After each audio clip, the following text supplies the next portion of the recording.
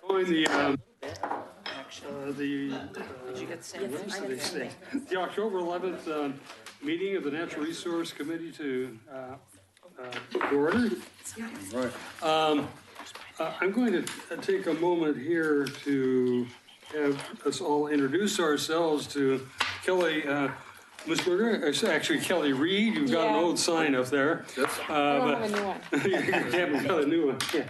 So we're going to go ahead and not only introduce ourselves, but maybe get no more than a two-sentence description of what you do and why you're interested, but just to let Kelly know what we are. I want to start, Nancy? I'm Nancy Brochot, and I've been on the committee a little over a year now, and I'm a professor of environmental studies at Linfield College in McMinnville. But I lived in Oregon City for over 30 years, so. Wow. She's my hero. My name is Dorothy Dalsred. I live in Oregon City since migration of 75, so that makes me long-time stander. I do sales and marketing and hug trees. That's why I'm here. I'm Jerry Herman. Doug and I and about 3 other people helped found this thing a long time ago. And I've had a long interest in the environment. I ran an environmental center and still work with youth on those subjects. And so I'm here. I'm an infidel for wildlife. I'm Doug Neely, chair, and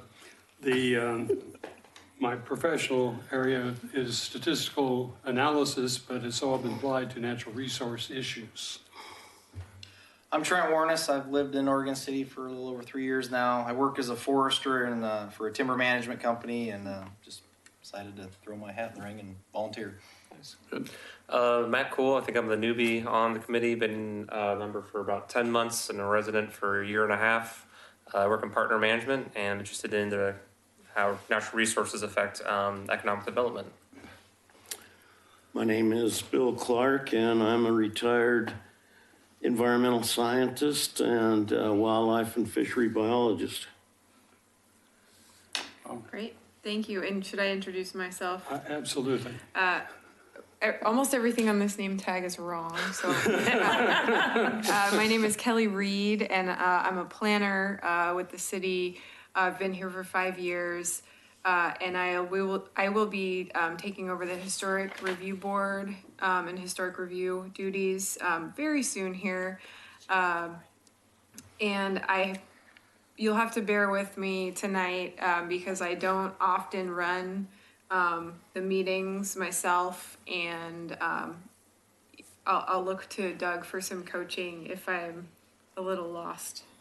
So thanks for that. I tend to forget some things. Towards the end, I was talking to Trent.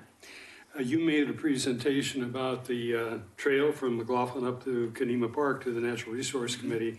Yep. We had a presentation, but it was much earlier in the year, and of course things have changed. If you would work with Pete to get yourself on the agenda to make a presentation to this committee, it would be really appreciated. Absolutely, and I could give you a quick update today at the end of the meeting if you'd like me to. Yeah, I'm more than happy to do that. Oh, thank you. Yeah. And anything changes or additions to the agenda we have? Only the draft letter that when I approached this committee 2 months ago about supporting Waterboard Park, yes, I said I'd get a letter. Actually, I did it myself after talking with Brian Boyce. Brian didn't have time to. Okay, we'll take a look at that later on and discuss it later on. Anything else? We have a presentation today, and the presentation is from the Columbia Land Trust and the Ottoman Society. And would you come forward and speak into the microphones, introduce yourselves, and which organization or organizations you're representing here? And I presume it's a common presentation. It is. Do we need this on? Should I worry about turning this on? Please make sure the red lights are on. Is the red light It's on? It is on. Oh, I just And have to sit closer. Okay. Are you going to advance our slides? Oh, Is there here. Oh. I'll start. My name is Susie Peterson. I am one of the program managers. We're both program managers for the Backyard Habitat Certification Program. I technically work for the Columbia Land Trust. and my name's Nikki West. I am one of the co-managers with Susie, and I represent the Audubon Society of Portland.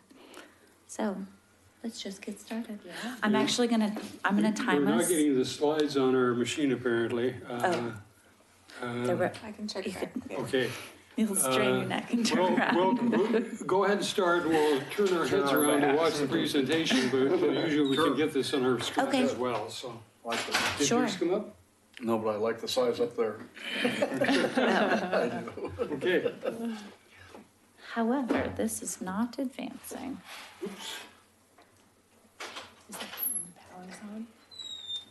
She's also not able to. Oh, there we go. And she's Oh, having yeah. some Helps if you turn clicking to the power. next side, I guess. There's a power button. Okay. That works. Yeah, minor details. And that didn't come up on mine. Okay, well, I'll start. So, yeah, as we mentioned, this is a partnership between the Columbia Land Trust and Audubon Society of Portland. And I don't know if people are familiar with the Columbia Land Trust, but it's a nonprofit, mostly based out of Vancouver, Washington, although my office is in Portland. And it conserves land right along the Columbia River, all the way out past Hood River and on all the way back to the coast. So there's that huge swath of land that they conserve and care for. So they protect lands, and their interest in the Backyard Habitat Program is to help create wildlife corridors through the urban areas. And so they see this as a really integral part of connecting animals to wildlife corridors. Okay, so, and just a short word about the Audubon Society of Portland. Folks might be familiar with the work that we do. The name is a bit of a misnomer because we actually work statewide to conserve and protect wildlife and the habitat that they depend on. So we do that through a wide range of activities. We have a lot of educational programming for youth and adults, camps and classes, but the heart of what we do is conservation programming. So a lot of advocacy, litigation, long-range conservation planning work, policy work. And the Backyard Habitat Program for us fits within that conservation programming because we see it as a way to create a region that's more permeable for wildlife. We have 367 species of birds and other wildlife that call our region home.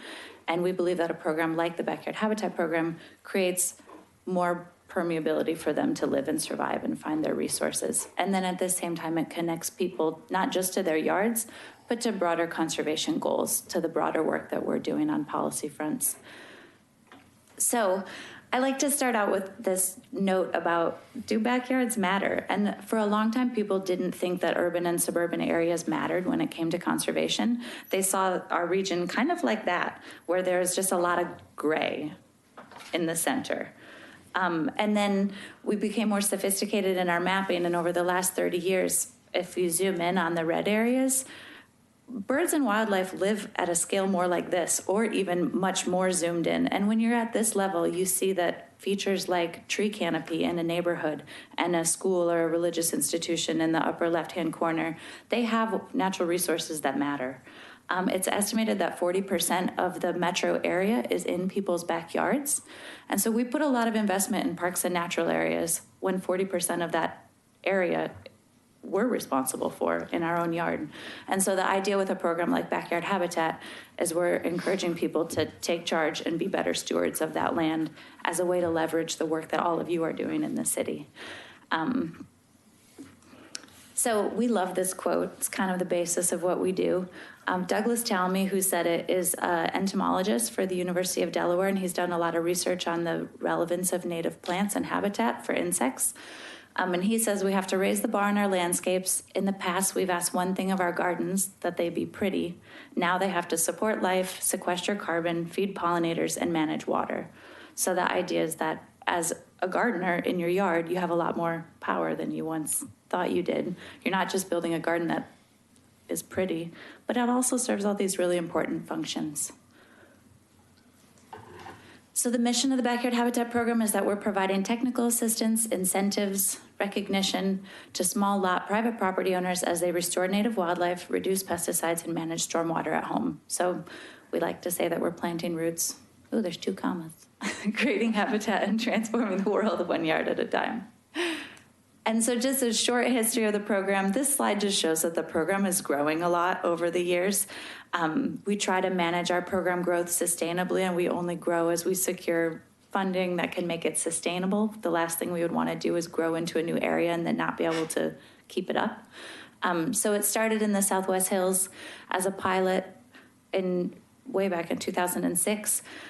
The pilot was super successful, and there was a summit where people got together and thought, let's take this citywide in Portland. And that was when the Audubon Society and Three Rivers Land Conservancy launched a citywide Portland program in 2009. Later, the Columbia Land Trust absorbed the Three Rivers Land Conservancy. And then we went to Lake Oswego, Gresham, and Fairview. And then in 2017, we started moving into other areas of Clackamas County, including Westland and Milwaukee and Oak Grove and Jennings Lodge. We should have a 2018 that says all the places we're going in the upcoming year, but we'll talk about that later. So just an overview of how the program works. So people that live on 1 acre or less sign up. They pay a one-time $35 fee. And so it's all they pay the whole time. That's their enrollment cost. Once they sign up, they get an assessment from one of our habitat technicians. Our habitat technicians are staff, so they're paid professionals that usually have a background in either landscape design, horticulture. They have a wide range of backgrounds, and a lot of community organizing kind of work. They're great people. So they come out and do a 1-hour assessment with the property owner where they go over the habitat opportunities. They point out invasive weeds if they have them and talk about how to eradicate those invasive weeds. They provide a resource packet that's full of plant lists and coupons to local nurseries. And then they listen to the property owner. What are your goals? What are you hoping to accomplish? And so they spend that 1 hour assessing the yard, and then they go back and they write up a site report that details the steps that the property owner would have to take to get certified. And then at that point, the property owner is, they're not on their own. They have our support, but they use that resource packet and the site report, the plant sales that we offer to get dirty and build habitat in their yards. So they have a template that they're following that we provide for them. And when they feel like they reach the certification criteria and they've achieved the things that we laid out, then they call us back and we come back out and assess the property a second time. The follow-up is all done by volunteers.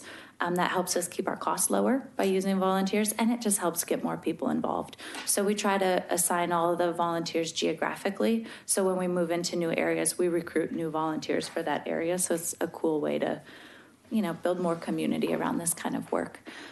Folks get a cool certification sign that they can use to show their neighbors that they get certified. The sign is a really effective marketing tool for us. It's how most people claim that they heard about the program. And then they get some fun perks and benefits for getting certified, like membership to the Columbia Land Trust and Portland Audubon, et cetera. And they're encouraged to upgrade their certification to higher levels over time and to renew it. The certification is good for 3 years. And so then they get notices like, your certification has expired. Please renew. So that's the basic gist for how it works. And then the certification criteria itself is based in 5 elements: removing invasive plants, planting native plants, reducing pesticides, stewarding wildlife, and managing stormwater on site. Susie will go into more detail about those. And then the criteria also has 3 levels, which is kind of fun. There's silver, gold, and platinum. There's really not much of a difference between the 3 levels. It's a sticker on your sign, but it's very motivational for people. You can ask for any one of the stickers you want. I was one of the people before I had this job. I've been doing this about 6 years, but I had a certified backyard habitat beforehand, and I really wanted those gold stars to move up in certification level. So it really works for people. And the idea is that within those 5 categories of certification, invasive plants, native plants, you have to do more and more in each category to achieve the higher levels. And it's a pretty effective system. Okay, so I'll talk about the different certification criteria. We're probably preaching to the choir here when we talk about these 5 different components, but I'll go ahead and go through them in case there are any folks here who aren't familiar with the concepts. The first one is to remove invasive weeds. Obviously, invasive weeds cause a huge problem. They outcompete natives. There's a guaranteed loss of biodiversity when you have a lot of invasive weeds. Over 100 million acres are damaged each year in U.S. crops, which equals about $1.4 trillion to the a $1.4 trillion hit to the economy. This doesn't include impact on human health, community, habitat, or clean water. And so just some examples of different weeds that we encourage people to remove: blackberry and ivy to reach silver certification, Italian arum and lesser celandine to reach gold, and reed canary grass and tree of heaven to reach platinum. Those are just examples. They both have pretty long lists, actually, but these are the most common ones. Native plants, of course, support wildlife much more than ornamental plants or invasive weeds. And so we encourage people to plant a significant amount of those. To reach silver certification, you only need 5% of native plants in your yard. And the reason for that is that we want there to be kind of an entry point. We want to make it accessible. Once people get into the program, they tend to learn more and see the difference of wildlife in their yard, and then they're encouraged to move on up the levels. But we start at 5% for silver and then move up to 15% for gold, and then finally 50% for platinum.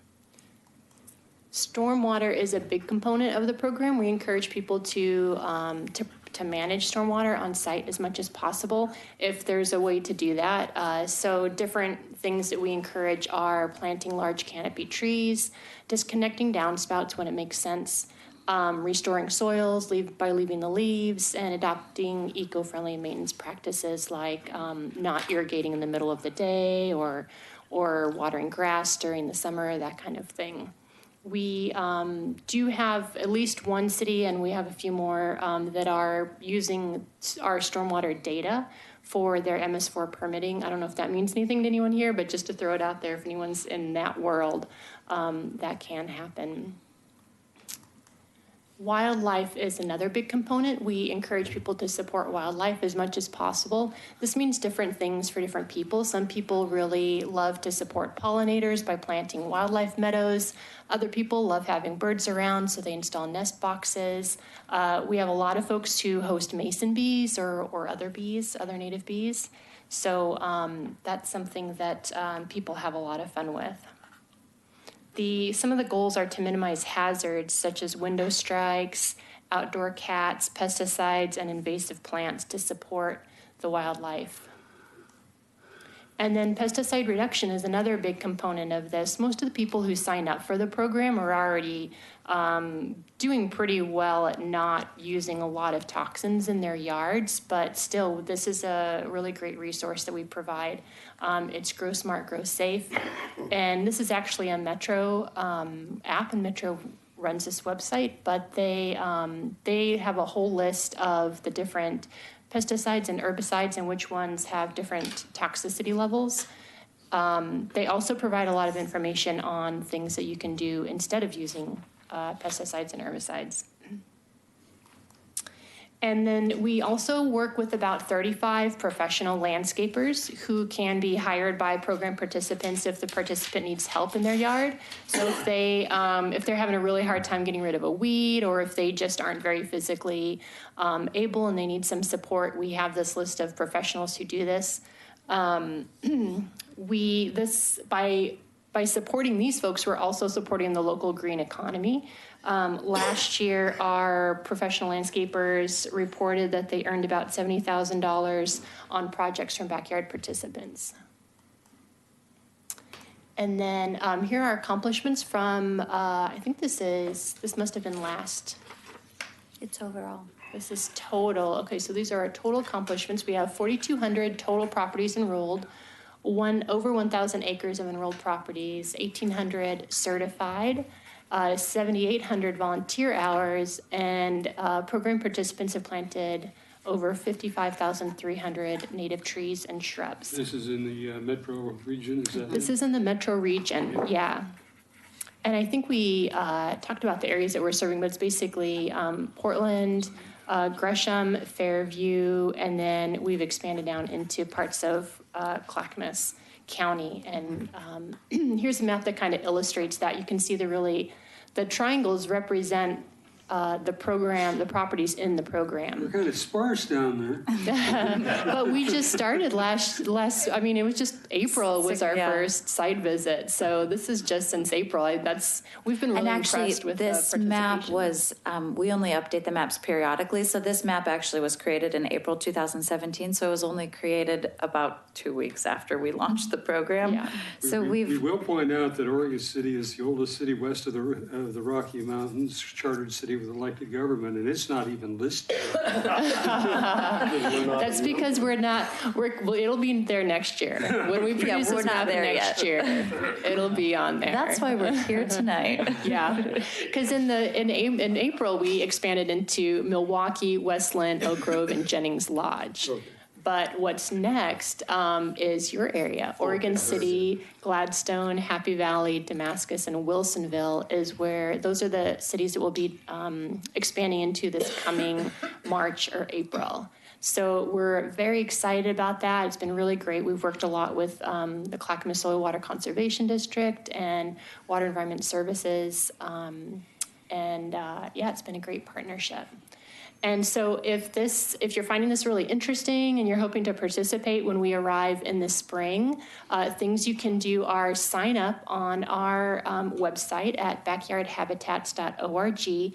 If you go ahead and enroll now, you'll end up on our waiting list. You'll check the box that we're not in your area yet, but in the spring when we are, we'll poll people who have already enrolled and are on that waiting list, and you'll be the first ones to get a site visit. You can also help us promote our official expansion in the spring. And so we'll be looking for outreach, ways to connect with the community and get the word out in the spring. So, and then we also brought flyers, if that's something that we could leave maybe here at City Hall, or if people are interested in taking them and handing them out to their neighbors or anybody they think might be interested, that would be great. And then if you are or know a landscaper, we'll be looking for landscapers in this area to add to our list. And then feel free to check out our website. We actually have tons of information on our website. So if you're interested in just kind of looking through and gathering some information on your own, our website's a great place to visit. And so I think that's pretty much it. These are our partners. And are there any questions you can answer? I got a couple of questions, but before I do that, I'm going to make a couple of comments. We have active neighborhood associations, and then we have this umbrella group called the CIC, Citizen Involvement Committee. I don't know if you're in the position to make presentations to them. Yeah, we've already scheduled one with them. Okay. We have one, I don't remember, I want to say it's in November. Yeah. I don't remember exactly. We've been scheduling It's a lot on of the things, calendar. but we have been in communication with them, and we do have a date to present to them, so. We have a major restoration activity going on at the Environmental Learning Center at the Clackamas Community College. I don't know if you're familiar with that or not. No. Jerry, you might want to say something about it, but it's the headwaters of Mill Creek Canyon, and so they just had their 50th anniversary, and rather than do something like a tower or something else to recognize it, they've gone into a restoration program on this. And if I could just take a moment and have Jerry speak to that. Sure. Well, the center is 40 years old this year, and the college is 50. But it's really interesting. And when I came in, I talked to one of you about we were the first site in this region for the National Wildlife Federation Backyard Wildlife Habitat Program. And then I developed a class with some other people, but we had it state certified, called Environmental Landscaping, through the Hort Department, which is a real challenge to introduce a class like that to a trade or organized kind of a landscape field. Anyway, that class was held for 15 years. And every time we had probably 30 some students, and the requirement was you would take your project idea and then have it certified under the National Wildlife Federation program, which you've done even more than what they're doing. which is really good. And then in order to get a grade, I was the one that led that class. You had to have a finished plan. You had to go through the steps of developing a landscape plan and then having it certified by the National Wildlife Federation. And the only thing different that they did that you're not doing is they asked you, then would you allow us to send out a news release from the National Wildlife Federation from Washington, D.C. about John Block's landscape in Oregon City, as an example, which was a shock because, National Wildlife Federation is talking about this man's landscape. And that was kind of neat, but it was a wonderful thing. Anyway, the ELC, Environmental Learning Center, one of our 2 logos was the National Wildlife Federation logo because we felt so strongly, like you're doing, that the way to get habitat in urban areas is to get people empowered to do it. So I really commend you for what you're doing. What I was going to suggest, just taking a moment, I think they're trying to reinvigorate this program. Yeah. And I can give you the email address, but it may be a great mechanism for you to work through. And I'm sure they would be very interested in the kind of support you might give, but it's also, it is a community college for the whole of Clackamas County. So the person that is temporarily working there was a former director of the horticultural program, and I can go ahead and email her email address, but I think it'd be a great contact. Wonderful. That's a great idea. One of the things that we do in Wicana is certify demonstration sites. And so if there are already sites that are living by these standards or could easily get there, that are sites that communities could access, they might make really great demonstration sites. I have the list of all the people that have their projects certified. Cool. So I could help with that. That would be great. That'd be fun. Garden tour.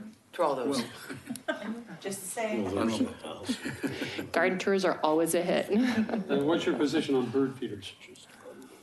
The general Audubon position on bird feeders is that they're a really great way for people to appreciate the birds that are in their yard because they provide a focal point where the bird stops. There's a couple questions. So, but we always say the better way to provide for birds is to create habitat. Hummingbird sticks around through the winters. Is that because they're bird feeders?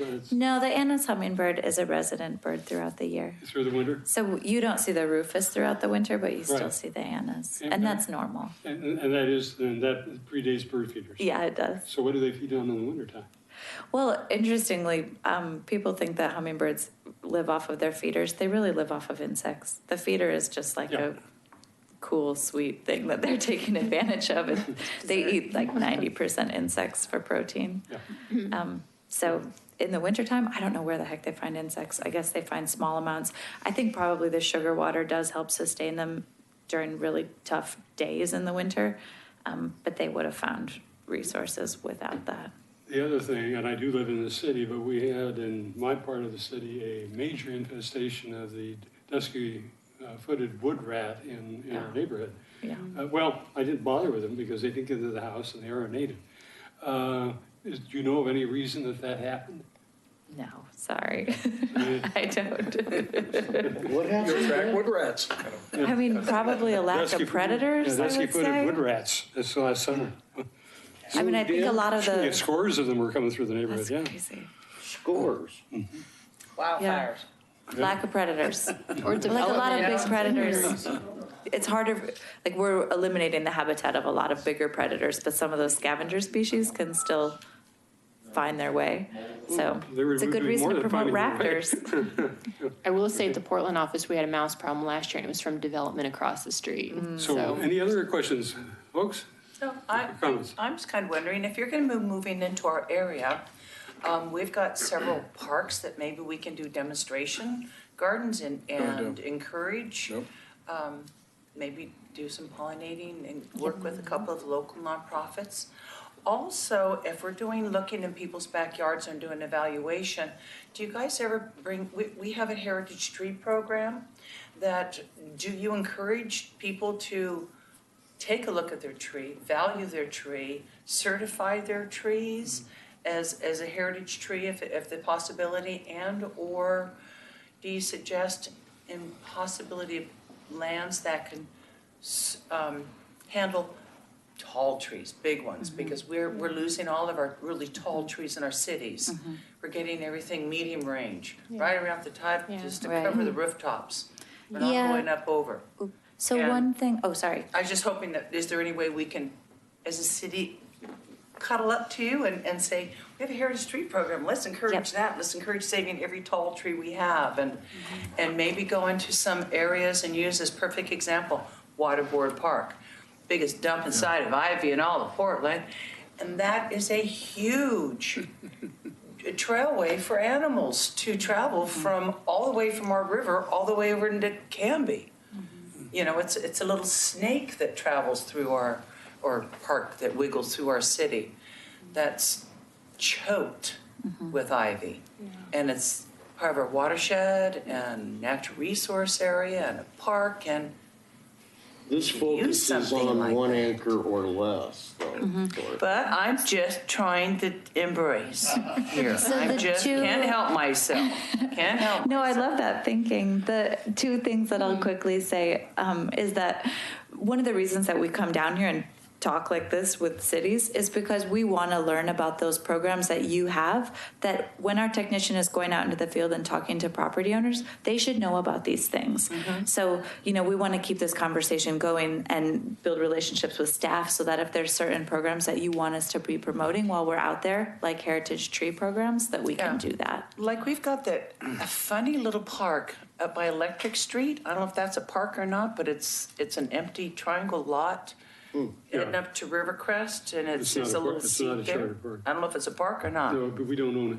Okay, but somebody mows The it. city doesn't Darn. own Too bad. I was gonna say that would be the it. perfect. I think the city It's- probably mows it, but it's not a city Yeah. property. And then the other piece regarding the 1 acre or less and parks is that we do have a lot of examples of demonstration sites, like Susie mentioned, where we'll just delegate a small area of a larger park as a habitat demonstration area Yeah. if there's a public benefit to it. So we do make exception to that 1 acre if it's a public land or even like a school or a religious institution that's larger, but they want to do something that's going to be visible and is going to be a good educational tool for the community to see. So yeah, we have a lot of examples of So working when with you cities come and on invade those. our little area, Yeah, Waterboard how do we make Park. sure we're at top of that list to get some of those demonstration gardens into strategic areas? Yeah, let's keep talking about it. Any other comments? Can you speak to the landscape contractors that you're in training? How do you do that, and where? We host a training every December for any landscaper that's interested, and we hold it at the Portland Columbia Land Trust office. And The where? The Portland Columbia Land Trust office. Okay. It's at Morrison and Grand. And it's about I think it's about a 3-hour long class, and we basically go over all the certification criteria, and most of them are already kind of living by these standards or are as much as they can.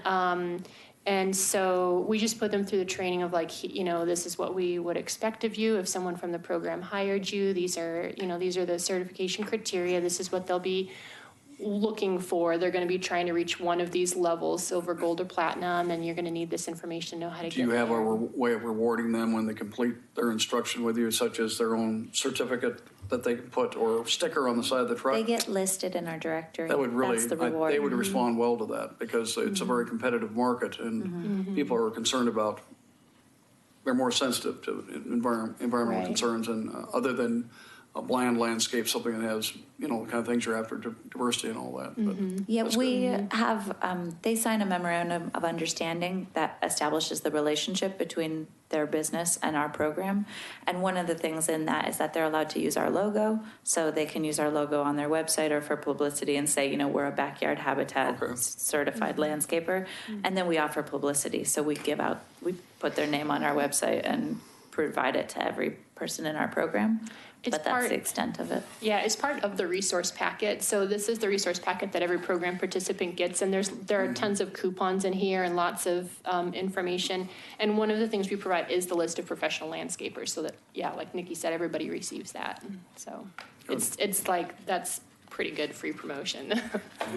Are there, excuse me, No, go ahead. are there particular retail plant nurseries that are better, and are they listed in your packet? Yeah, that's a great. Yeah. We actually just launched a new page on our website that has an interactive map of retail plant nurseries. And it was a pretty cool project. We're in the process of surveying all of them now to make sure that the information that we're providing is accurate and up to date. And our goal is that we wanted to showcase a lot of nurseries and then include information about how many native plants they serve or they sell. One thing that's really important to us regarding pesticides is whether nurseries are selling plants that have been treated with neonicotinoids. And so neonicotinoids are a class of pesticide that is persistent for up to 15 years. It's systemic, so if a plant's been treated with it, it's essentially toxic. And they're For very 15 wide. years? Is there a type of plant that's more likely to retain it for that long? It's persistent in soil for up to 15 years, and I think that needs to be a lot more research that is done on it, and how long it is in plants probably depends a lot on the growth habit of the plant and how From fast. one application? Yeah, a soil application, it can be persistent for 15 years, and then continuously taken up by the It's not plant. be very soluble. Yeah, so a lot of plants that get promoted as being pollinator friendly or, great for wildlife, if they've been treated with neonicotinoids, they're not so great. So that's one of the things that we're trying to track on the map on our website. So it's a pretty cool new tool. We have probably, I'd say 30 local nurseries that are featured on it, and it says how many native plants they sell, whether or not they sell invasive plant species, because a lot of nurseries still sell invasive plant species, whether their plants are treated with neonicotinoids, though most of them it's unknown, because they don't know if the wholesalers that they're getting their plants from have treated with neonicotinoids. But it's just trying to raise awareness about those things and help consumers make good choices. Okay, I've seen 3 websites, and you keep saying our website. So, there's Grow Smart, Not Hot. Oh, That's that's, our main Backyard Habitat Program website. And then there's Backyard That one. Habitat. habitats.org. That's- Habitats. Habitats, plural. Yeah, Habitat was already taken. I was also going to add, we do have 2 plant sales every year. We have a fall plant sale where it's a pre-order sale, and we use several local nurseries that have really great stock for that. And we also have a spring sale that is out at Echo Valley Nursery. In addition, we have 3 coupons in the resource packet for local nurseries. So we do a lot of promoting of the local native plant nurseries. When you're making, I'm gonna assume you're gonna make the contact with the LC, it might be good to get together with their Department of Horticulture too. They grow plants as part of it, and they're, for the replanting that's gonna happen, the restoration, they're growing a lot of indigenous native plants right now for the revegetation of the project there. So, the other thing I'd like to, Roger here is from the Parks and Recreation Committee, and I'm also on that.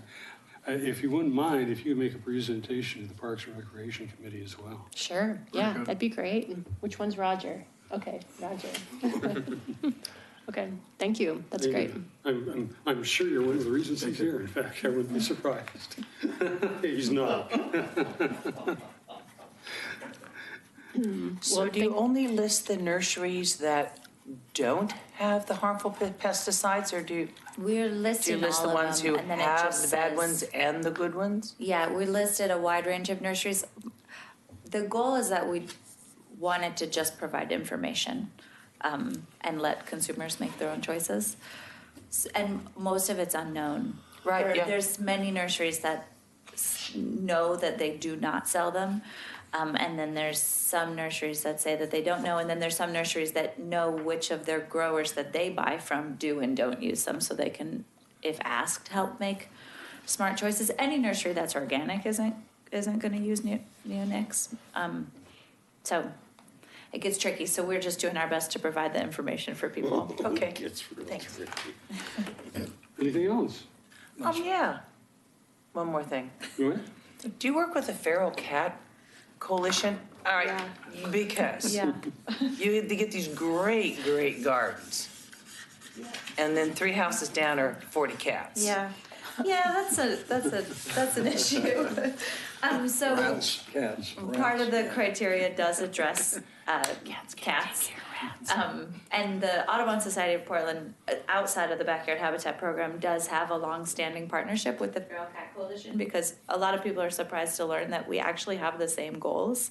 We want to see cats that live longer, healthier lives safely in people's homes. In homes. And the Feral Gotta be Cat feral. Coalition has that goal because feral cats live pretty dismal lives. They have really short lifespans and they're subject to a lot of threats.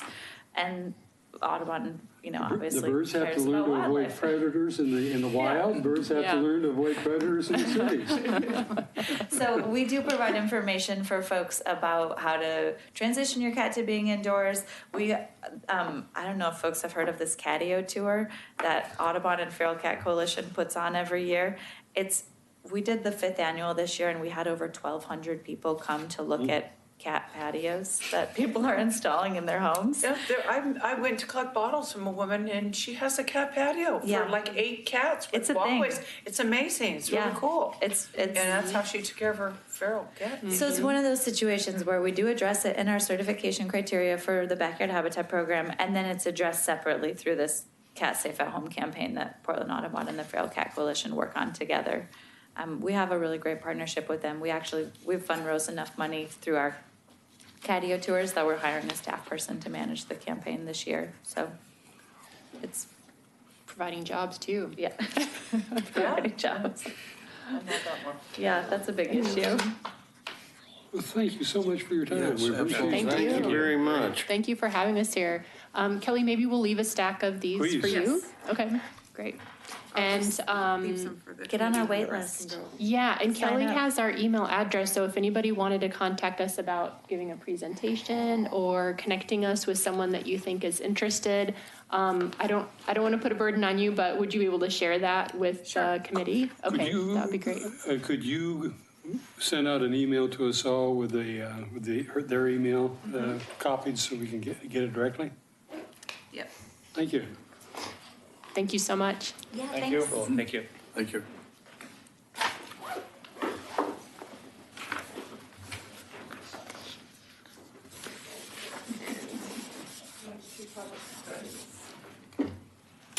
Next agenda item. Okay.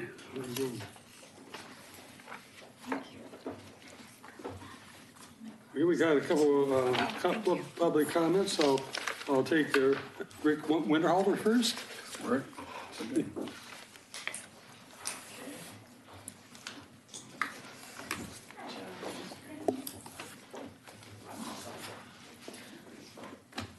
Cool.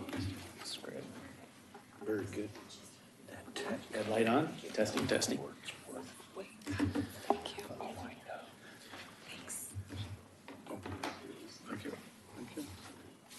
Guess we're ready. Mr. Chair, committee members, thank you. Rick Winterhalter, live at 1215 8th Street here in the McLaughlin neighborhood.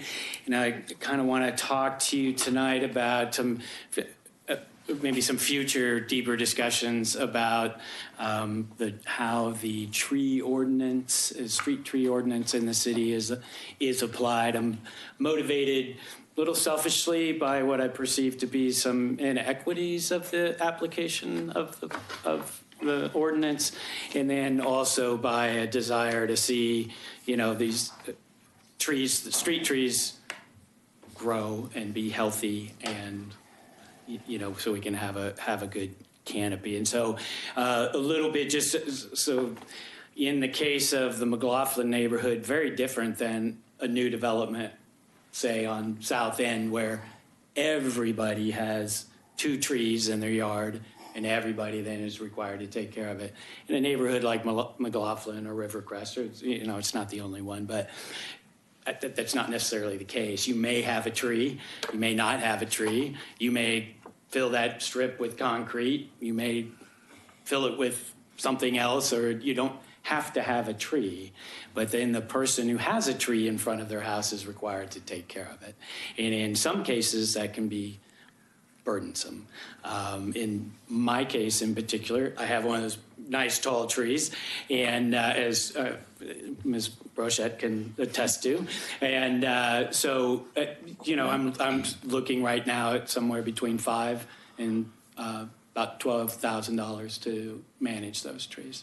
So that's a bigger discussion, but that's what's going on now. And I think as I look around the neighborhood, and I've been involved in volunteer planting of the street trees when the neighbors have gone out and do that. And then unfortunately, we're asking people who have no training at all to prune and take care of these trees. And here are these nice little young trees that need some, in those years when they really need some good care and good pruning, they're getting butchered because we've asked our neighbors to take care of the trees and they have no training. So, I'm hoping that this is something that we can all talk about in the future. And, some of the things I think of, I look at, the Tree City USA, that program, requires a $2 per capita investment in street trees. And I think you can, I'd like to see that become, some money set aside specifically for the homeowner care of trees, not necessarily for maintaining park trees or the work that the city does on trees and that sort of thing. So that's kind of where I am, and I'm hoping it's an issue that you feel worthy to talk about here. And I have approached our steering committee and the neighborhood association as well, and so it may rise up with them as well to talk about. And so that's just kind of why I'm here. We've expressed a lot of interest, and of course it doesn't have to be in the next biennium, but a lot of interest in actually having the city have an arborist. Yeah, and so many things. And so it's something that's come up with our discussions too. Good. So I don't know what the agenda looks like in the future, Mr. Chair, but if you could look here in the next meeting or so, and we can take some I've got several slides and pictures, kind of give some examples and just kind of start the discussion. Be happy to schedule you in. Okay. How many trees are you talking about? 2. And they're going to cost you $5,000 to $12,000 to prune? Safety prune. So I do have permission from the city to take both of them down. But this is a long-standing thing. I've been there for 26 years. So, originally I had permission to take them down. It was only going to cost $500 to take one of them down. But I've safety pruned the largest one, the little one. It's big around. The little one is, the arborist has said, yeah, it needs to come down. It's a leaner and all that. But anyway, it's $2,500 to take down. It was, and then the large ones, 10 to take down and 25 to safety prune. And so so if I want to leave it, and there, other issues. With those trees. So, it's an expensive process. And, when you look around the neighborhood, there aren't many of those. So, the benefits that we get from the trees, and all of a sudden start doing a net present value, and it's like, yeah, well. So it's... And I can't address the fact that one of his trees is leaning precariously over the road, and it got worse last winter. We were out there in the snow going, oh, geez. So, there's a potential danger there of it falling on the house across the street. So. And the city has provided me the, permission to do that, and that sort of thing. It just seems like it's a big one. Anyway, so I think there's some things that, and I'm glad to hear that you guys have been talking about, because I think there's some things that we can do. So what would help you most at this point? What would help you? What would help me most is help offsetting the cost. That would, selfishly, that's for me, but I'm also looking at the bigger issue. Do you know what that would be? Just try to get a feeling for it.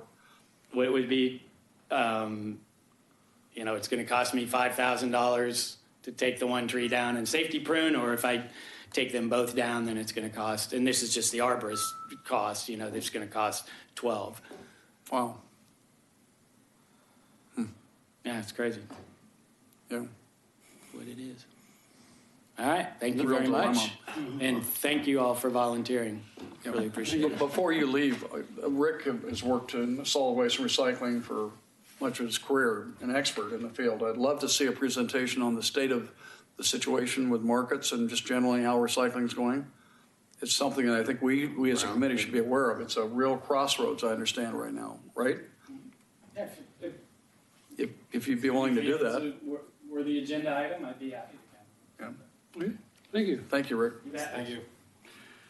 Paul Edgar.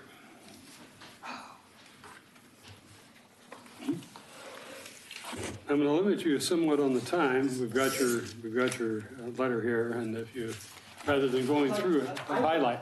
I would like to focus in on page 2 of this letter, and it's about right on Ganong Street and 4th Avenue. On Ganong Street and 4th Avenue.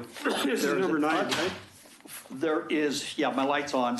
There's unimproved right-of-way. Ganong Street going up between 4th and 5th is at about 35% grade. And it's too steep for the city to put a street on it, but it's right-of-way owned by the city. And my house is perched right up on 5th Avenue, and right below my front porch, there's a great big rock, probably in the 2 to 3 ton bracket, partially exposed from when a landslide occurred. This is a house that was my wife's great-grandmother's. We're the people in it now. They want to dig away at the toe of the landslide hill. That's 35%. I know a little bit about geology, and I know that that's a precarious type of thing to be done. And if this rock breaks loose, it will go down through a house at 302 3rd Avenue. It'll go probably through Terry B's house on McLaughlin. It'll probably end up in the river. And it's on its path going down through there. If there's cars or people or houses or whatever it is, nothing's going to stop it. Somebody's going to die. And all I look at it and say, okay, we're asking, a builder is asking to improve a driveway that allows him to cut up into there. But the property is city's. It's not the guy that owns the house who's trying to build a house. It's the city property. So how do we indemnify? This is the big question. How do we indemnify when if they're granted to cut away a toe of a landslide?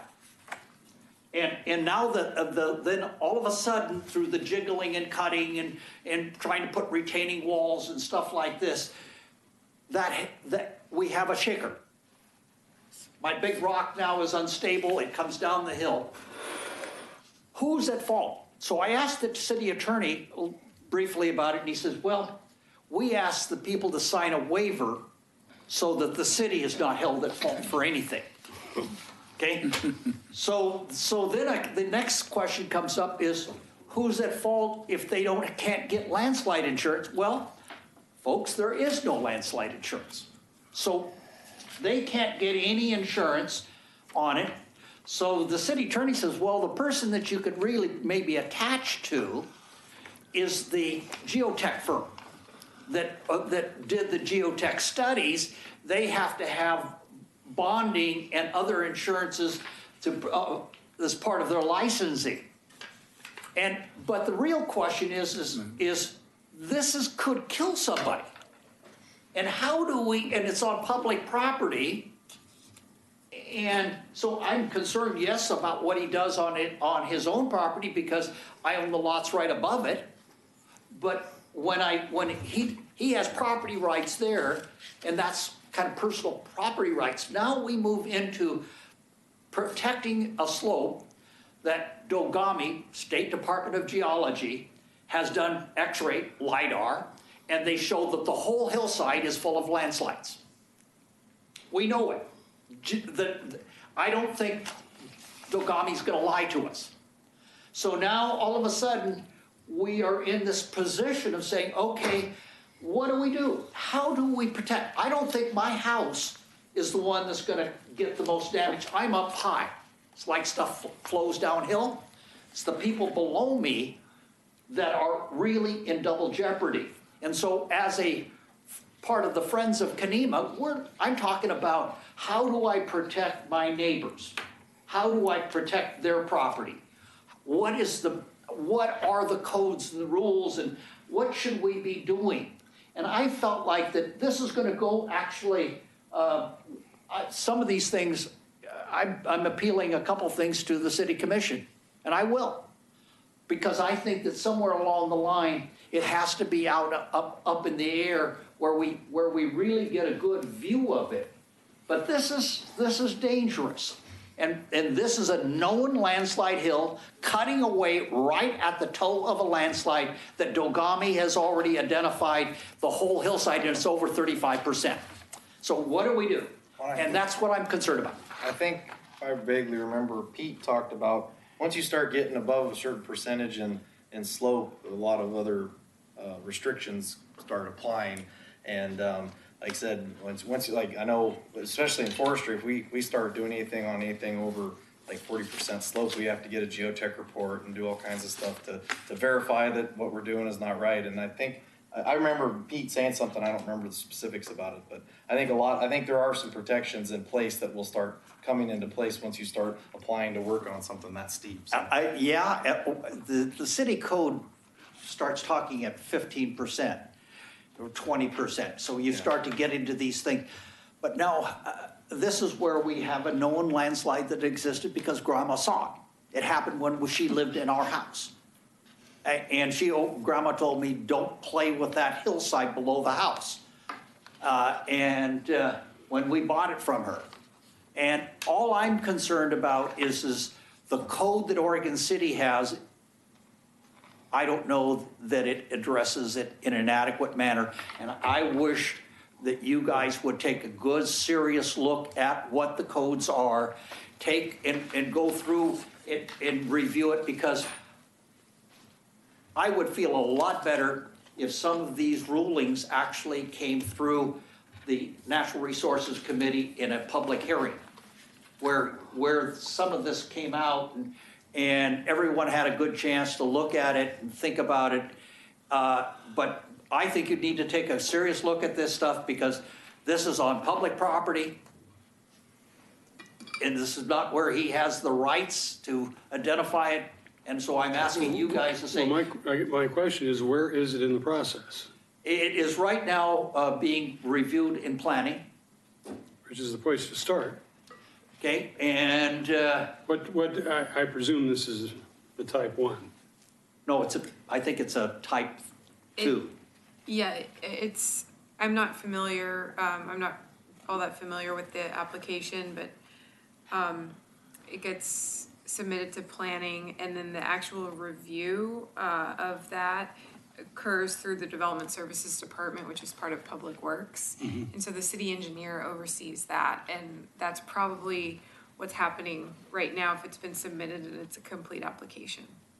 But these are my comments, full comments that I submitted to the city in this, in asking questions and review.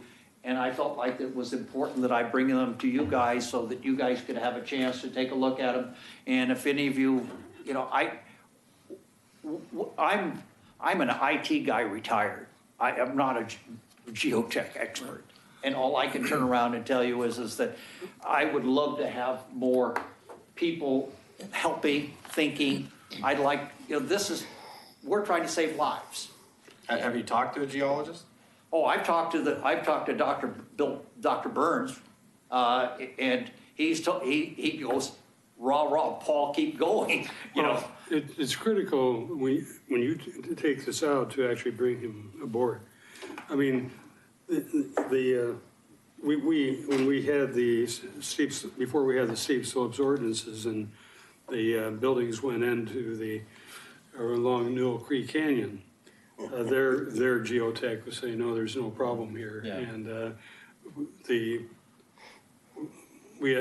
city had hired a geologist and said, yes, there is, and advised against one of the one of the developments to occur, but the city commission overruled that decision. So it's important to, in fact, I think, have that kind of expertise to address. And Dr. Burns was the students from Portland State's Department of Geology were the ones. Now, which Dr. Burns are we talking about? That was not Bill Burns. It's Scott? Scott Burns. Scott Burns. Yeah. Scott Okay. Burns. Bill Burns is PhD at Dogami. Yeah. And, but Scott is, I talk to him regularly via email. I think what's And I just- critical is when you make your presentation to have him address the issue He's- specifically. Yeah, we need to have, this needs to be, I believe, Elevated. elevated up, thank you, to where we can get it up there and really take a look at it, because Scott Burns keeps on telling us in every one of his lectures that we're on the cusp of the big one. And when we're in areas like we have in Kenema, where the whole hillside is reflected in LiDAR as a major landslide, both deep and shallow.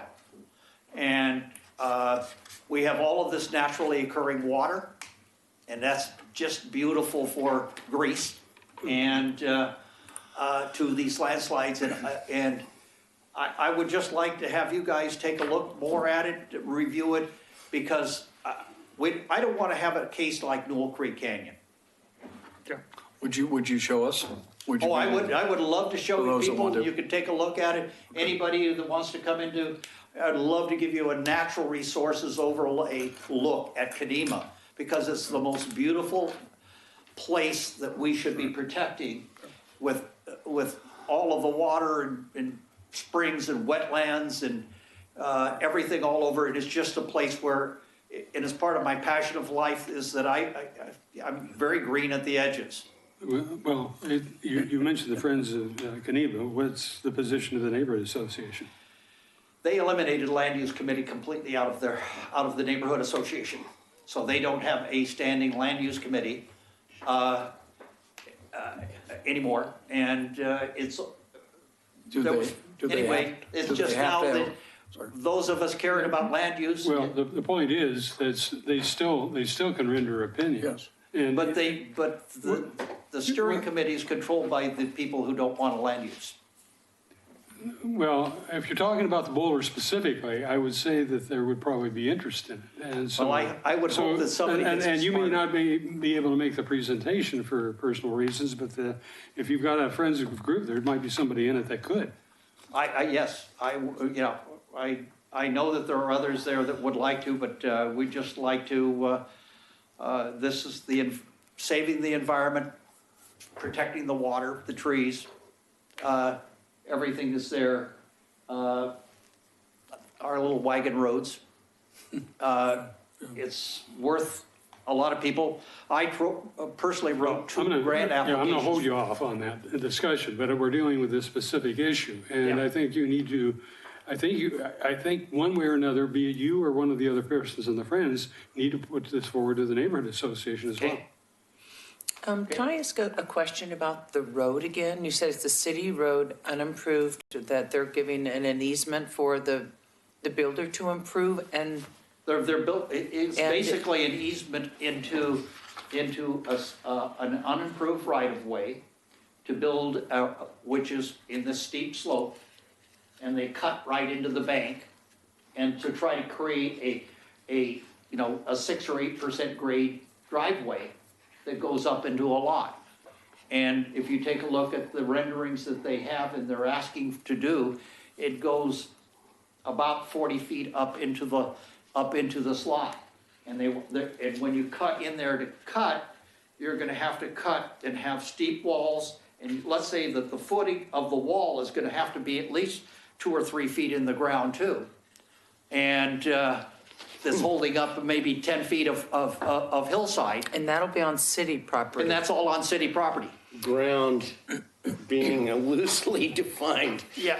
And I kind of worry about us giving up our easements in our city roads. I mean, if we have if that's a city area, Well, it sounds like it's in application at this point in time. Yeah, Actually, it has not. The been. city has not made any decision on that. That's an application. Yeah, all right. I just, sometimes see our roads There's some very. that become very, people's yards that they're not paying taxes on. And, and then all of a sudden that area, that you can't park on it, it's city property, but it's in an easement. You can't go on there. You have to discuss it with the property owner. Just saying Yeah. that if that is, The alternative that they could do is ask for a vacation of that area, and then the city will lose more control of it. That's true. Yeah. That's true. Because those easements originally belonged to a property owner. Well, Kenema was platted in 1865, flat platted. Not any considerations of the hills and dales and Yes. anything. So we are living on an 1865 legal document. And I understand that, and if the big one comes, it may have effect for the whole neighborhood anyway, so, yeah. Thank you very much. Thank you. What you mentioned, Paul, the whole committee, Freshwater News is a publication that goes from Seattle all the way through Oregon. Very high glossy, beautiful publication about boating, and Kenema is a feature, the front page feature, half that document on the front page, old historic pictures on the inside, and it tells a beautiful story I don't think I've ever been told. I never expected to hear about Kenema, Oregon City in Freshwater News, but they feature it as a port city. This means Kenema and Chinook Wawa. Canoe. Canoe place. Sorry. canoe. But if anybody wants it, I have the national nomination document where Kenema was nominated for National Register status. And this means that the whole landscape, not just the buildings, the whole landscape is considered, that's in the boundary, National Register Historic Places status. So this means the streets, the trees, everything within Kenema has National Register Historic Places status. And so we should be good stewards of something that the federal government has dedicated for that status. And I hope that everybody steps up to the plate in that regard. Thank you. Yeah, thank you, Paul. Thank you, Paul. Back to my agenda here where I hit it. We don't have, we have the old business, continued discussion incentives for the Heritage Tree Program. I think we could have some discussions without Pete here. I don't know if we want to do that or not. Pete briefed me on the item a little bit, and I can provide a quick summary if you'd like. Okay, that's great. Thank you. Yeah, I've got some comments related to this earlier gentleman's comments and the Heritage Tree Program, so let's talk about it. But go ahead and make your presentation then. Okay. So Pete informed me that this committee wanted to investigate incentives for people to participate in the Heritage Tree Program.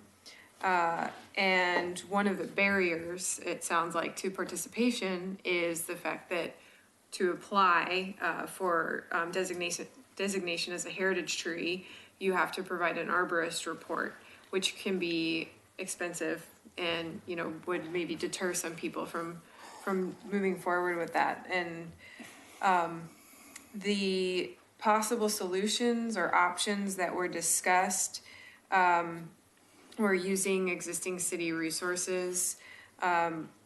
The Parks Department has agreed to one arborist report essentially per year for trees on parks property. So if they're nominated, then the Parks Department is willing to at least do one per year. Grants, seeking grant funding is an option. Pete has not found any options yet for that, but there could be grants out there. Assistance from the Clackamas Community College, and it sounds like we did reach out to them, and their program is just started. The faculty apparently are working 80 hours a week these days just to get that program up and running.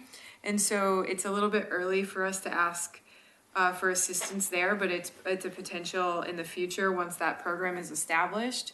One of the constraints on that though is that the students are, they won't be certified as arborists. And so the onus would still be on the faculty to kind of do anything official for us. And that the students can only help with, they don't want to compete with the private sector.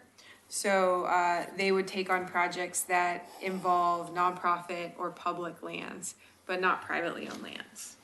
So there are some constraints around working with the community college. And then the last option was to investigate whether, we'd want to revise our code to remove the requirement for the arborist report. And what Pete explained was that that's not really recommended by staff. One, because you need an objective professional assessment so that a homeowner or property owner can make an informed decision about whether or not to actually designate that tree, want to make sure it's healthy. And then, of course, consider the maintenance costs, future maintenance costs of a tree. Before they, officially designate it. So it's good practice to really have an arborist look at it, get a professional opinion. And so that option is available and could, be pursued and would have to go through a code amendment.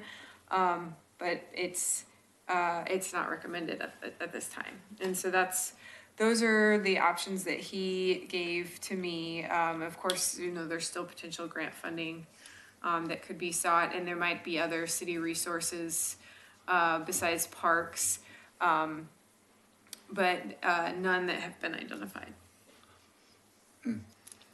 Question? Yeah, the parks volunteered to supply an arborist for one tree. On Parks property. One tree on Parks property. Okay.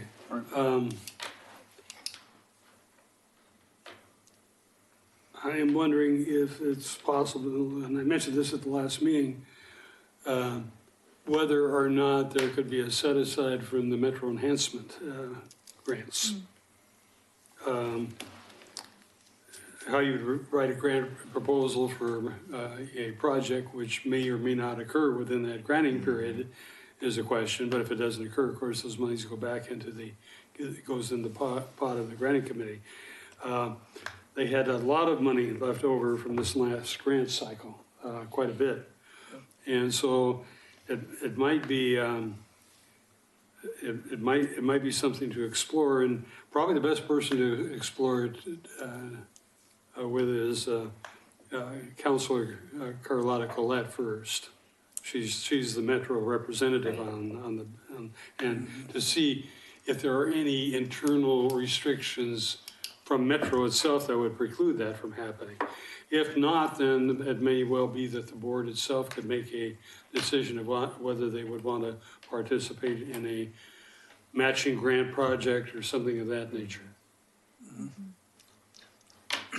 Yeah, Carlotta is also Oregon City's representative. Yes, right. Yeah. I think, well, at least the way you stated the community college position was, it sounded like they weren't ready or to do us a favor yet, but it's not just a favor to us. I mean, it would be a favor to their students. Yes. As a senior project kind of thing, man, certainly there must be a way to develop a template. I could see making it a way easier process for like the city parks arborists to check off instead of having to do the entire report or whatever. I don't know. I would, well, if I was a student, I think I would jump on a project like that. And one If I was sensitivity they arborist. have, you know, they can have their own sales of the material on their grounds, but they would not want to compete. Oh, that's right, that competition. Well, no, but it's also, a lot of the people that are in the professional positions were their former students.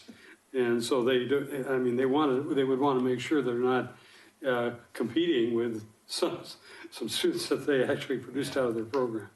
But to me, I think you're right. I think there should be some kind of mechanism, but I think they are pretty well tied up through this planting season. How many professional arborists want to mess around with a heritage tree certification when they've got $10,000 to cut down a tree? How many? Yep. I mean, they would have to do how many?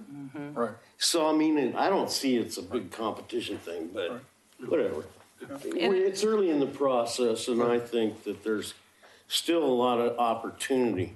My comment, both about street trees and heritage tree, is it's never going to be widely accepted and something people want to do without some kind of help or incentive.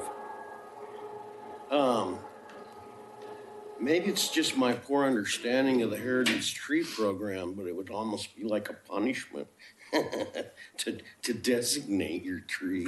You're tying up your property. Right.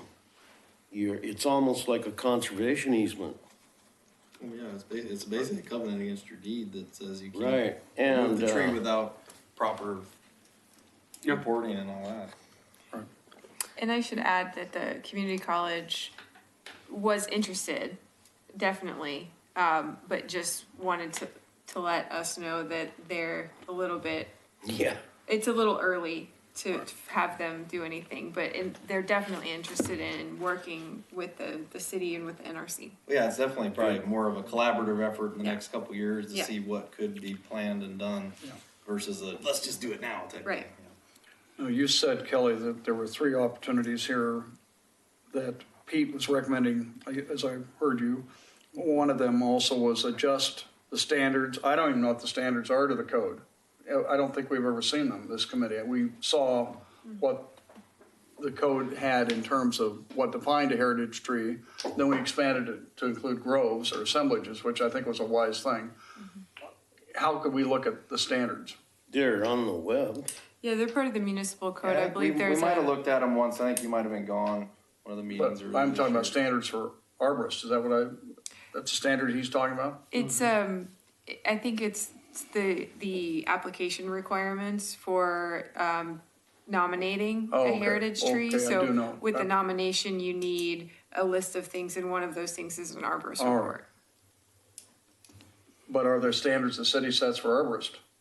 Or is just the term arborist either by the 2 certifying groups? good enough? Doesn't, I don't think we say specifically arborist I thought he report. said it was the whatever National Arborist Yeah, Association. it's stated Yeah, in there. yeah, as long as they were accredited. by It's them, not just a it was- guy with a Yeah, pickup and a chainsaw. Would like to win in Waterbury. Well, I remember going through something, Doug remembers this real well, where the arborist report talked about falling limbs may injure beavers and trees are decrepit. And that got my attention real quick. And I called that arborist and he told me who he was and so forth. And anyway, long and short of it is, I still feel like if a living organism called a tree, which has values in good health and also has values in decay to wildlife values, that's the part that I think I'd like to see us never forget. Well, if you're gonna have a heritage tree, you're gonna wanna make sure it doesn't decay. I mean, But if it that's has- not, I mean, that's correct. The heritage tree is a different thing than Right. our But it has tree. cavities in it that are not affecting its stability, and it's providing other wildlife values, or the assemblages. We've fought that battle for a while too. So, okay, all right, so his comments, Pete, was that adjusting standards to the code that we all worked on is not probably valuable. I see that. However, we could look at the standards of what an arborist goes through. That's what I'd like to do. Well, at some point. Are we the people to do that? I don't know.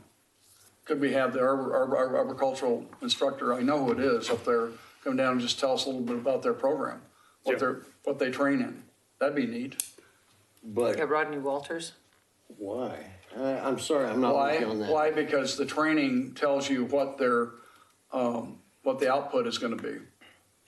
I guess that the thing is, I think we would go for a certification of an arborist as opposed to coming up with our own standards. I think we'd be in Right. trouble. No, I didn't say come up with their own standards. I'm just wondering if they're inclusive. What are the certification standards is what you're saying? Yeah. And what If are an they? arborist is certified, how did he get certified, or how did they Yeah. get certified, and what were the requirements? Right. Yeah, What is their qualifications to there you write, go. That sounds good. to make a judgment on whether a tree should come down or not, and all that kind of stuff? Well, I mean, one of the things that seems to me could be explored at the community college is to actually perhaps have the students work with a certified arborist. And one of the conditions is for any arborist to be willing to work with the community college, to have students work with them and not have the prohibitive expense that's generally associated with it. Yeah. There'll probably be benefits to the person in question to do so, but, so maybe that's something that could be worked out actually with the community college. Yes, Steve? The first graduating class will happen in 18 months. Rodney Walters has started. It takes 18 months for the first graduating class. I read that email, and of course I read the email with a great green light going, oh, this is a wonderful thing. Meaning that if, yes, maybe his first graduating class will not be experienced enough, but together they can use us as a way to put together their reports together, so they'll know how to make reports. And since they are interested in being involved in this, but they cannot lead the efforts at this time because it might interfere with the private sector, but they were certainly happy to jump on city properties, nonprofit properties, that maybe we could say, let's take this first graduating class, let's go to our Mount View Cemetery, and let's do that group together. We as a committee, some of us might want to say, we're timber people. There's plenty of people on this board, me being the least experienced. I'm just the loudest mouth. Who's not afraid to say the dumb stuff, because some of my stuff it does not have, I don't know where it could. I'm saying is that if we say, okay, great, let's take on your one beautiful project with you for your first graduating class. The next graduating class, he is an arborist. He's teaching new arborists. Those new arborists, the next class we might be able to say, we can throw down a scholarship if each one of you do a report on one tree each. Each art, they could maybe get an incentive in their educational things. That's gives them a bit of a resume for their private sector that they're going out into the world with. They've worked with a committee in the city, and yeah, we can work on our street trees, our nonprofits, and our own parks. We can bite that bullet first because that's the one we can't bite. And that's a park, and it's a cemetery, and it's a nonprofit, and that's where our Parks Department sits. And I think a lot of the work might be already done. And if we're going to at least grab one, that might be a great project to grab. I'm just throwing that up as an example. We have other I think that's what But Pete's response. yeah, and I mean, I read the email too, and I wrote him back and I said, I think that's an awesome thing. Rodney's, my point saying, yeah, sure, we just have to start small. Well, and I think that's what the response I understood is. And is if you it's just one have to tree, figure it out. but there might be a tree, and then the rest of us can start gathering up information and say, well, maybe we can expand this into several of these trees on that road, on that piece of property or that park. But to get another either grove of trees on our public lands, our city lands, we need to, every chance we get, stick up a sign that says heritage tree. We don't have enough of those. And maybe we could also encourage buildings that already have protections on their trees, but just to fill out the last remaining forms, like the hotel that's coming in. they have a heritage trail on their property, knowing it's already protected, but all the arborism reports are all done. All it is the form being filled out. Maybe we could say, you might have a bit of an obligation to fill out that form, just as it being a good citizen. You know, you already have to take care of the property, you already have to do that, but it gets us another tree on our list. It puts us that much closer to rewarding ourselves for being a U.S. city of trees. Yeah. Because we're missing some of those opportunities that they make them do the arborist reports, and they're there. And anyway, all right. I think it's really important for us to maintain a relationship with the arboriculture program because we got Tree City USA designation. You know, we've got a campus that's doing that instruction, and to know more about what they do, in my opinion, is really an important thing. And just the grove on the college grounds, Yeah. the oak grove on the college Or grounds. the Oregon White Ace, well. Yeah, Yep, any of them. Yep, you're right. that's right next to them. Yep. Just saying. I took notes, I will share them with Pete, and of course, we're on video, so, yes, I'll share these and then, maybe he can bring that back. But it sounds to me that, there are a few, maybe follow-up items that, people could feel free to do. It sounds like you have identified some sites where we already have trees that are protected through land use and have arborist reports, and all you would need to do is identify those locations and contact the property owners. And we have some city streets that we can just do some of our own trees right along there. Yeah. And groves. Yeah. If we do that, then we can go to neighborhoods and talk to them. The library. But we have to have some of our own. Those elm trees. They won't touch those elm trees. I know. They're sick. Those ones I showed you. But they used the wood. They used the wood in the library. Did they, the ones they cut down? Yeah, they used the wood in the library. Cool. Well, the ones that are still there are heritage tree quality, I think. Yes, They certainly are. They're huge. Yeah. I see more wood in the bus barn. Anything, communications? Start with Nancy. Anything that you would like to share? Not right now, no. Mr. Chair, Dee Dee? I think Oregon City Parks I'm Foundation sorry. is having Was I a skipping skipped something? in a. Pints night at the Oh, Oregon City excuse me, Brewery. review the work plan. Oh, Yes. sorry. I'm sorry. You also forgot new business. No? That's what she's sitting me on. Oh, okay. Yeah, Pete printed copies of the work plan, for discussion. And so, Oh, interesting. he just wanted to make sure that if anyone had comments on it, that we could get those out, and then I can relay those comments to him. Okay. All right.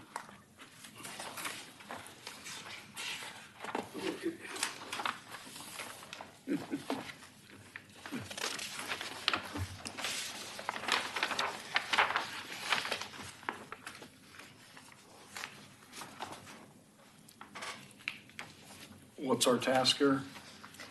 If you had any, so this was sent out over email. Okay. As well, and I think it's just for informal comment, not any board action or committee action, but just if you had any comments that you wanted to share on the work plan itself, to make those heard.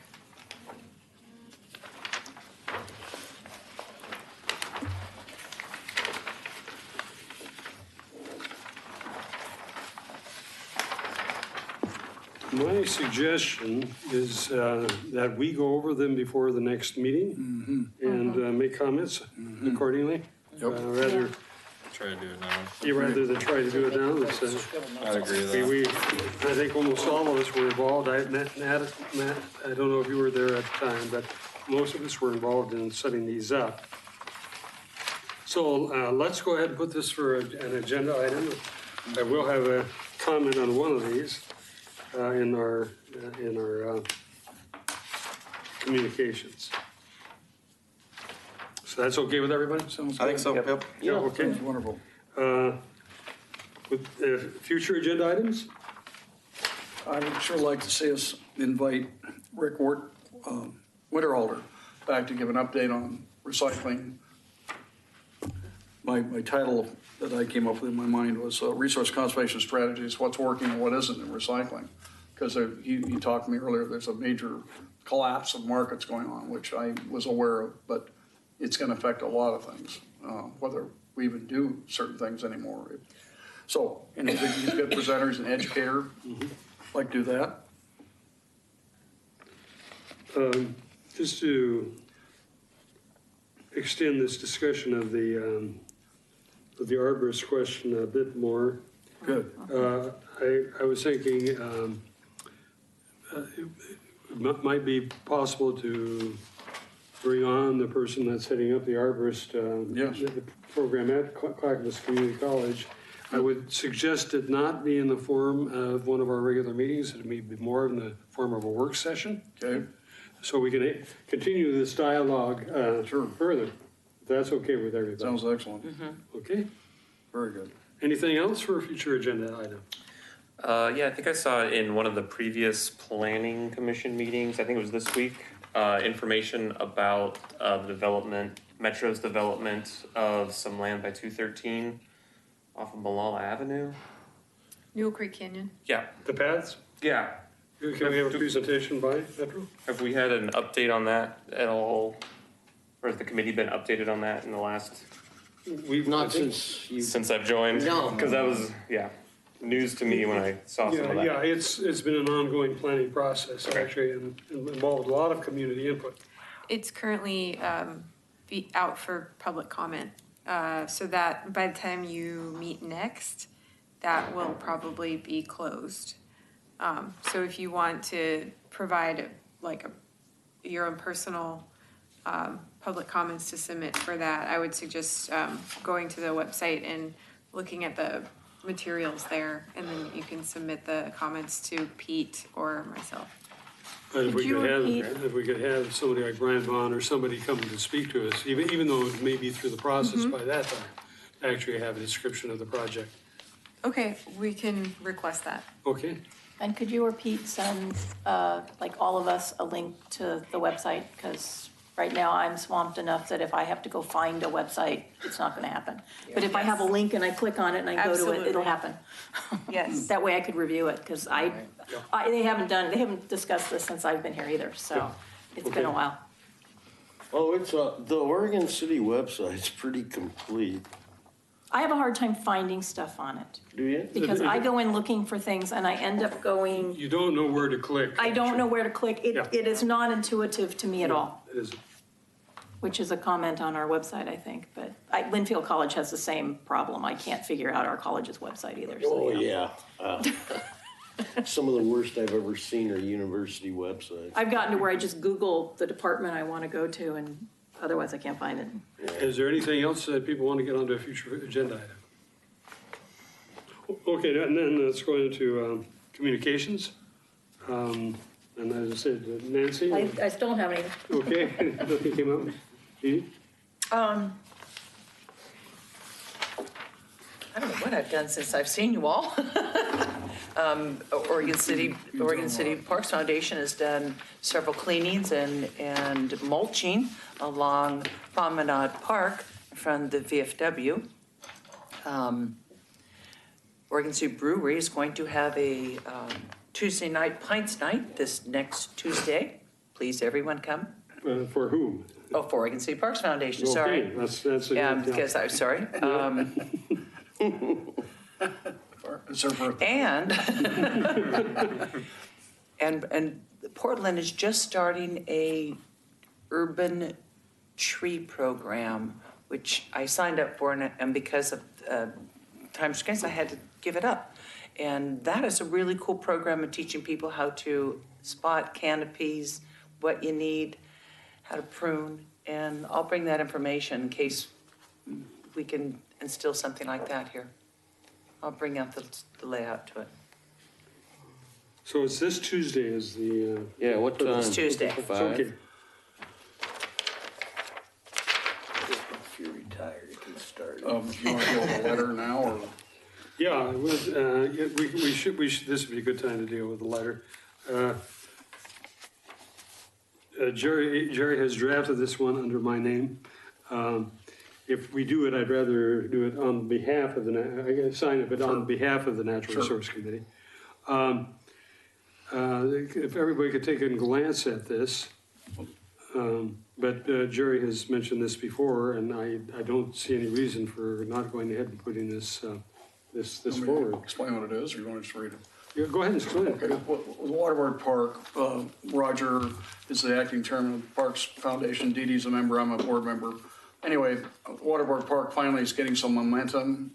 We're not talking about the plateau development of public works, we're talking about the hillside.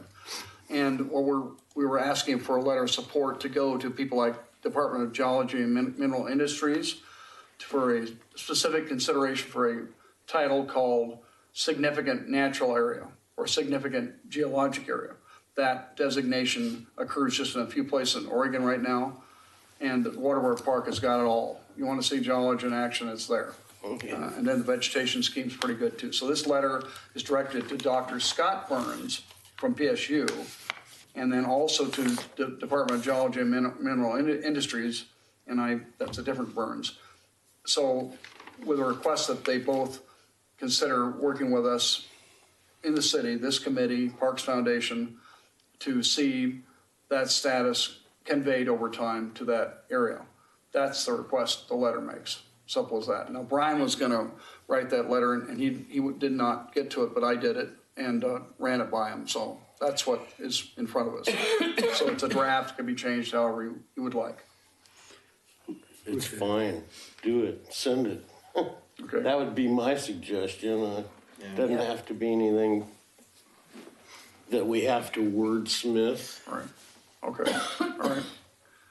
Okay, yeah. That works for me. We can do it, I'll do it in the, for the Natural Resource Committee. Scott Burns teaches one term a year still, and he's extremely, he's the chair of several, of a major international geology and engineering. Right? So he has a lot of activities.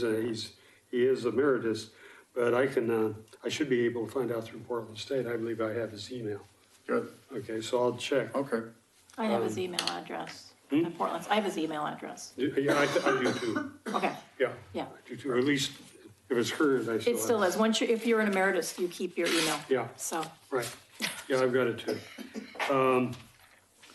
Yeah, we can proceed with that. Okay. Then I have just a couple other things here real quick. I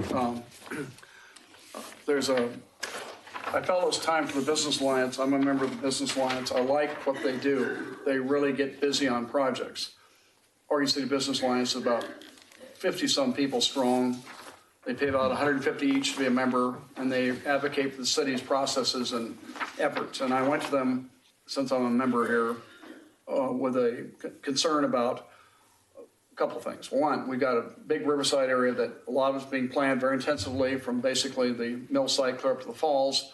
But then you got from the Arch Bridge down to the Clackamas River confluence, and then up the Clackamas to Clackamas Cove, which hasn't had a real detailed look. There's a waterfront master plan, which is quite outdated, the city has, but one way or the other, I asked them, would you be willing to support a standing committee within the Oregon City Business Alliance that would head up by myself and Don Slack and Nick Dirkman, they're all members, to review and advance ideas for economic development in areas along the Oregon City waterfront and riverscape. But the quantitative thing here that would do it in a way that it didn't adversely affect the environment, okay? So it describes in a nutshell what would happen. The size of the group, it's about 10 people strong right now. People want to be involved. Some city people want to be involved. I was hoping maybe somebody from this group would like to be a part of this. Part of this has to do with interfacing with Lower Harbor Trust Fund, mitigation monies that are available for Oregon City, which I worked hard on that to get that into Clackamas Cove. And City of Gladstone is receiving significant money to make improvements through that fund. And West Linn is now doing it. And some of these areas, for instance, the 8th Street dock underneath 8th Street, where it comes out, is a culvert which runs Singer Creek into the river. But that was the site of the most historic dock on the Willamette, where you got on a steamboat, went all sorts of various locations. It's a wonderful fishing area. The dock that could go in there with a different system of attachment. Nick, Dirkman, myself, and Dawn have worked hard with your planning staff too to identify a way in John Lewis to do that dock. I'd like to see that dock have floating wetlands as a part of it, if we could ever get it funded. Bill Monroe loves this idea. He's a writer for the Oregonian, and he said, I helped get the money for the dock over in West Lynn, that you have to almost shinny down the bluff below the locks to get to. It's a great fishing dock, but it's very difficult to get to. He said, I want to be a part of an effort to reestablish the 8th Street dock. Sportcraft Landing, the people that own the marina, the docks, have a terrible problem in trying to maintain docks that nobody's putting boats into. There's a certain amount of usership, but there's a lot more potential for floating homes that can be built as a part of the upper dock system and produce an economic benefit to the city. Because the moorage by itself isn't making it, not because it isn't in a good location, because people are not docking boats, and the sea lion population's hurting the fishing and things like that. All right, and then another area of interest that Commissioner Brian Shaw is concerned about, if you're going to put a boat ramp in the park, what do you do to soften the impacts? And we'd like to look at that and some other things that, from a standpoint of Lower Harbor Trust Fund money, is one of our members of this group administers that fund. Could we get some funding in there to soften the effects and break up the bioscape at Clackamas Park and make it more healthy? It needs some work. So then you go up the Clackamas a ways, there's some things that can be done, and then go on into the cove. There's more that is planned to be done. So this group's going to meet for the first time on Wednesday, this November 1st at Rivershore Hotel. There's somebody who'd like to be a part of this group and this assemblage. I'd love to see you.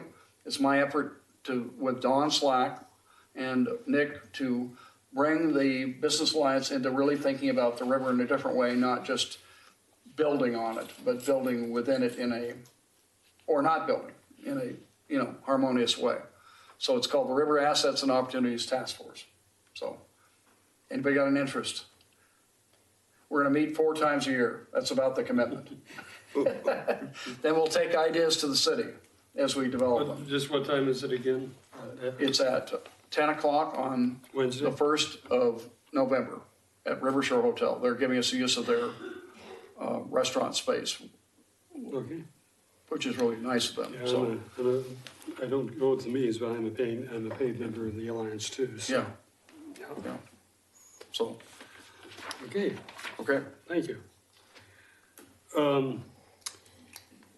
Very shortly, you are going to see stream signage coming into Oregon City. Good. The Greater Oregon City Watershed Council has made signs for 12 locations. Wow.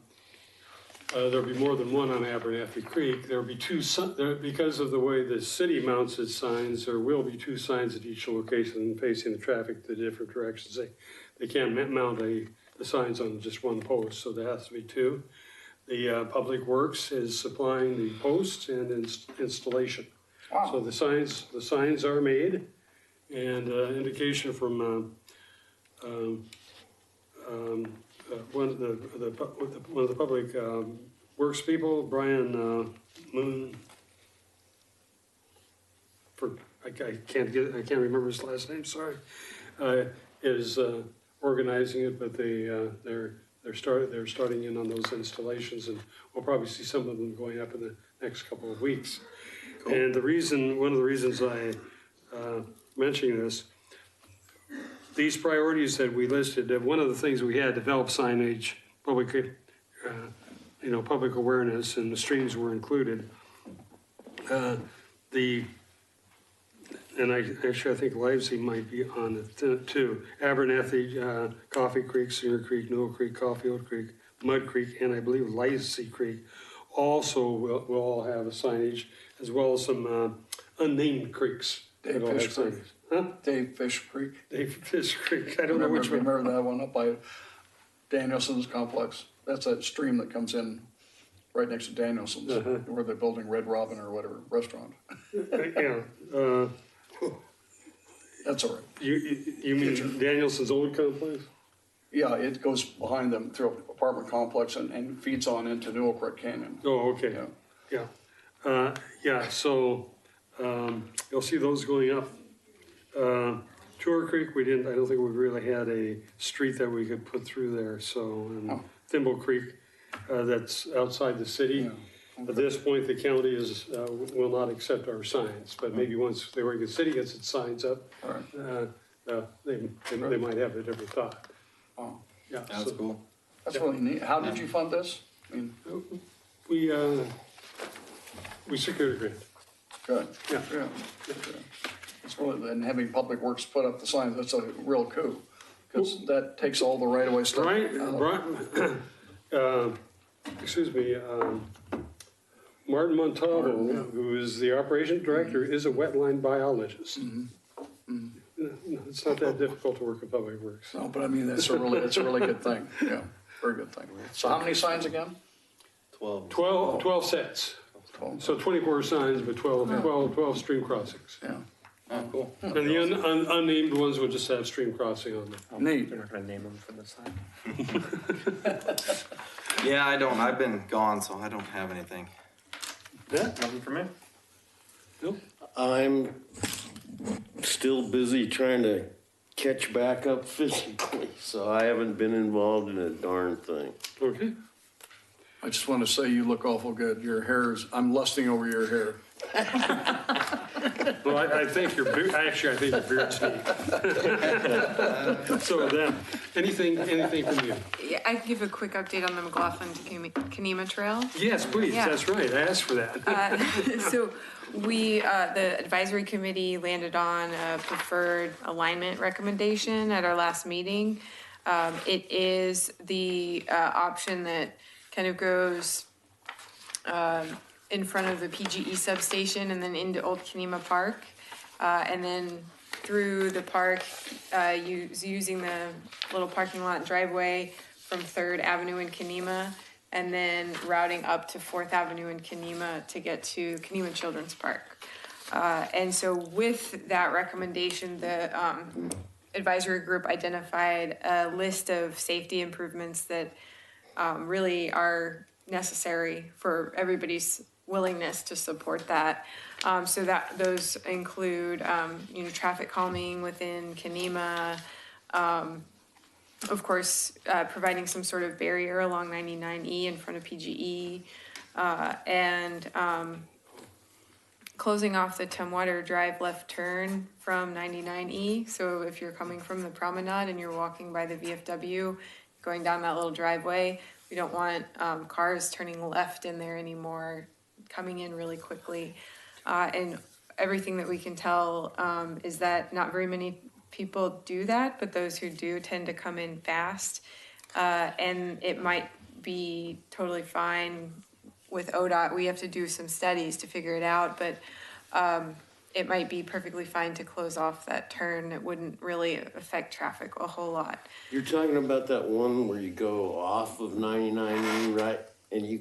My favorite turn. That would be the greatest turn. That's my favorite I would turn. think ODOT would love to close Right. that. We fought ODOT over that very thing. We didn't want it. ODOT forced us to do it. So it needs to, there's some emergency access, and it's kind of an emergency route for trucks, I believe. If there are issues elsewhere, they would have to reroute trucks to turn around there. And so it needs to exist in some form, but they are willing to work with us to look at whether that is, we're able to close that. So there are lots of little traffic improvements and safety improvements that we're looking at along that trail corridor. And we've identified an interim trail alignment and a permanent trail alignment. They're slightly different because we know the permanent alignment is going to take a while because it's dependent on, it's partially dependent on private development going in between South 2nd and PGE. So where that, there's a collision center, a towing business, and an apartment building, and all that's zoned mixed use. And we've heard inklings of the apartment building owner, coming in very soon. for a redevelopment project, so we know that's gonna kind of be happening eventually. And so with that, we would have a trail built behind that development so that you don't have people walking along 99. And then that would jog up in front of the PGE substation. PGE's been working with us. They were on the advisory committee, and they're willing to provide an easement through their property for this trail. So we have a lot of implementation work to do now that we have the plan. But the first step is really to get that plan before the city commission, to get it adopted. And there are a few amendments that we need to make along with it to the Parks Master Plan, the Trails Master Plan, and the Transportation System Plan, just to revise some projects and add a couple of those safety projects to the list. And that'll go before the city commission in December. So we will have some public hearings coming up that we'll make sure you know about. By the way, Oregon City Cleanup, an enhancement, one of our projects, it's about 10 years ago, was to do that landscape in there and pull all the boulevard plantings in that turnoff, you're saying, off of 99E. We did that as a donation. A lot of people in this room helped with it. So I hate to see that landscape torn out. If it is, let me know. We'll come salvage it. All right, I'll make sure we remember that when we're talking with ODOT about the details. I have a question since you brought up that issue. What in the world is possible or not possible for the Willamette Falls overlook? One-way input heading south just doesn't work for the community. Has any ODOT ever looked at, in other words, stopping to overlook Willamette Falls? There's only one way to do that, and that's southbound. Right. I can't even do it with bus tours that I do because the buses can't negotiate that very well. Any thoughts about that? It's such a great view. Yeah, not that I know of. I would imagine that maybe some people pull off and park at the museum and then maybe walk down there, but the view from the museum parking lot is pretty good too. Well, an equally good viewpoint is the backside of Museum of Oregon Territory. There's a walkway there that I used for the tours that we did. But the trees overlooking the falls would have to be a little bit of high heading and pruning to get a vista through it. But that's quiet. It's beautiful. No, here we got this beautiful falls and you only see it heading south.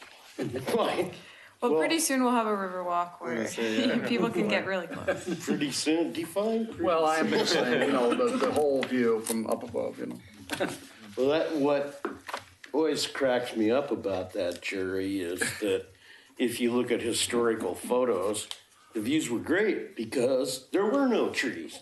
Now, does anybody even know where Coalca Column is? Balanced rock? You can't even see it anymore. It's all covered with trees. Sometimes you can see it in the winter.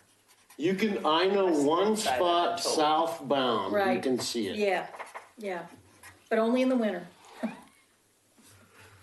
Well, I think we probably dealt with our agenda and go ahead and close the meeting. Good, thank you.